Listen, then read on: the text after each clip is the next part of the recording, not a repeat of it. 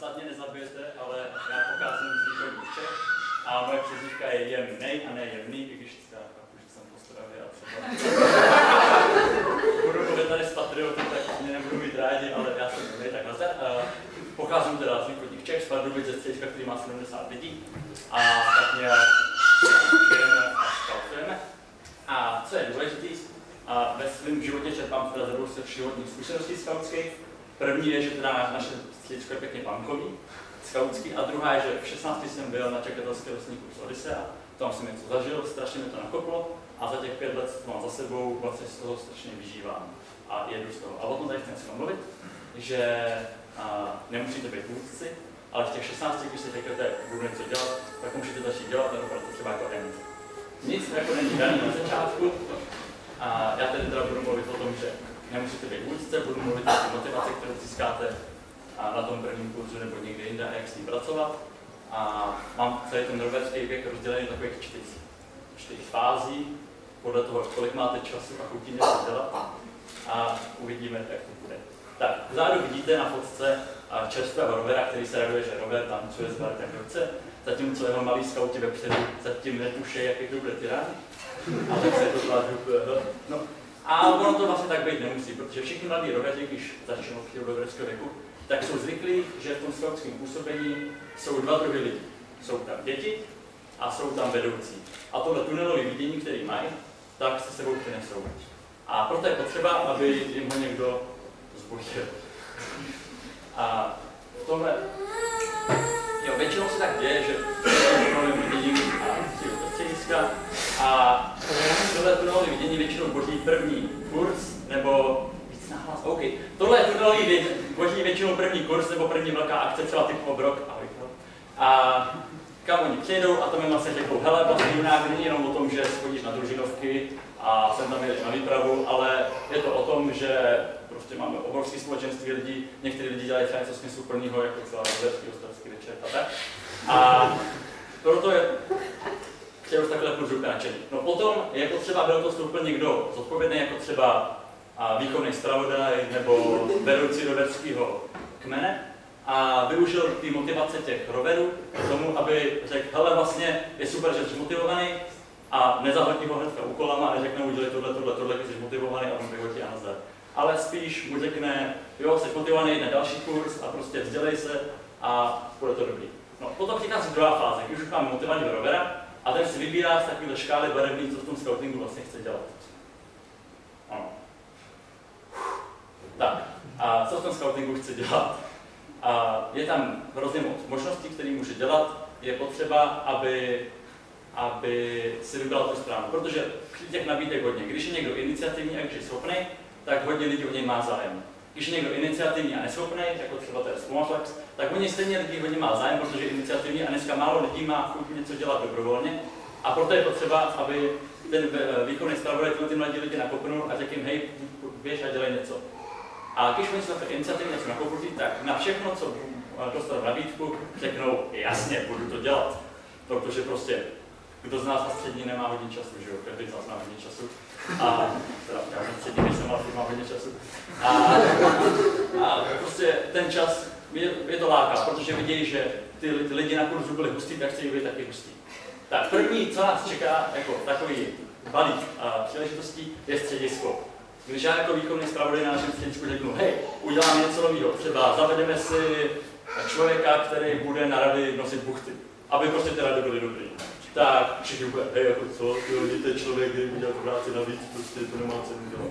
No, tak, jako, když vy myslíte, že to má smysl, tak zatím jděte.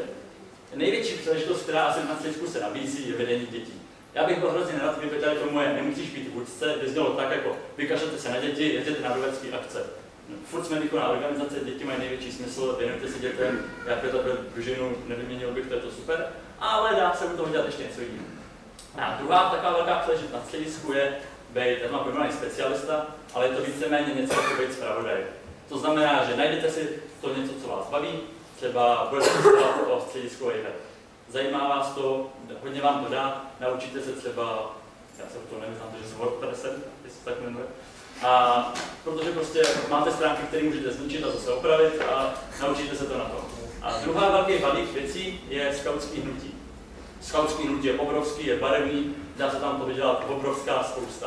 A je potřeba, aby vám zase někdo řekl, hej, vlastně ve skautingu se dá dělat úplně všechno, když máš odvahu na to, abys to zkusil.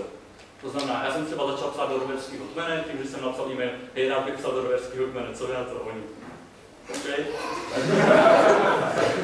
No, první taková akce, první takový hnutí pod balík jsou roverské akce. Obrok, Korbo, Mikvik, Intercamp, co vás napadne. Je toho hrozně moc a je vždycky zážitek mít jako účastník, ale možná lepší zkušenost tam je jako servisák, když můžete. Protože získáte nové zkušenosti, získáte zkušenosti toho, jak na akce funguje, je tam hodně o komunikaci a tak. A druhá příležitost je působit na nějakém skautském kurzu. Skautský kurzy jsou většinou těžce namáhavé, jak vidíte, a tam zase je to jako mnohem intenzivnější zážitek v naší skupině lidí s tím, že se snažíte někomu něco přidat. Přidat. Když přidáte mu třeba okolí, ale no, tak předat. A tam je zase, zažijete tu atmosféru, vrátíte se na ten svůj kurz a taky vám to dá. Třetí, ahoj Ente, jsou různé role ve střediskových radách, okresních radách, krajských radách, náčelnictvu, záleží tom, jaké máte ambice. A to jsou zase příležitosti pro vás k tomu, abyste nahlídli do něčeho, kde už vás chce větší zodpovědnost, ale dávám to hrozně moc z organizační stránky. A poslední, si můžete vybrat, buď chcete být sosák nebo světový náčelník.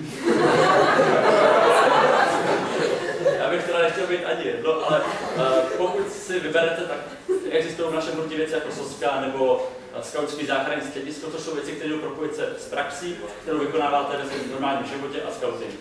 A budete možná třeba pro všechno teď trochu divný, ale budete dělat věci, které vás baví. Tak, třetí fáze přichází, když mockrát řeknete to zázračí slovíčko, který zní ano.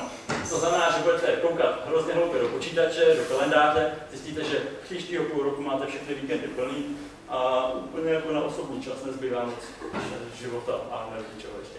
No, takže máte plný kalendář. Co s tím? Je potřeba teďka na každý projekt, který k vám přijde, se podívat trochu kriticky. Vy jste tady ten kluk hubený nalevo, úplně lezu vám žebra, tak? A ten projekt, který je proti vám postavený, si říkáte, jo, do toho bych šel. Dokážu ho zvládnout. No, a jak tak vidíte, jste kluk, který mu lezu žebra, tak vás ten projekt asi zmlátí a nezvládnete. Na tom pěkně kriticky. Takže a proto je potřeba ukazovat palec dolů, na ten fotce je důležitý palec, ne já. Tak, a začít říkat ne na všechny věci, které přicházejí. A vlastně postupně, jak budete starší a starší, tak začnete říkat ne i na ty věci, které děláte. A tím se dostáváme do čtvrté fáze skautského života, který je usazení se.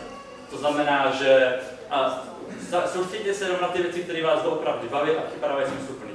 To znamená, že pokud něco děláte, no abyste si to vyzkoušeli, což prostě ve 20 je OK dělat, tak už na to ve 25 nebudete mít čas, protože prostě blíží se všechny možný konce vysokých škol a začátky práce a tak si ulevíte si od všech věcí, které vás zatěžují a že do vás zatěžují, vám to dostane jenom vedení střediska, což jako ne, že by to zabíralo málo času, jo, ale už to není, že děláte vedení střediska, vedete kurz, vedete tamhle to, píšete tamhle, děláte družinovky do toho, ale jenom to, co fakt vám dává smysl.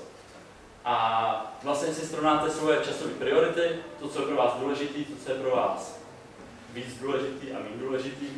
A vyjde vám z toho, že chcete dělat to, co děláte.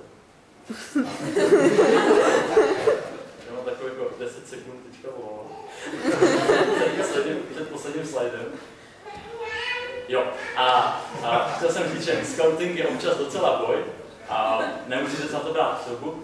A scouting je rozhodně parta, je to příležitost a je důležité pamatovat na to, že scouting by měl být pro život a ne život pro scouting. To znamená nezaplácat si celý život skautskýma věcmi, když jsou super, ale mít ten scouting fakt tak, aby nám v tom životě pomohl. A to je všechno.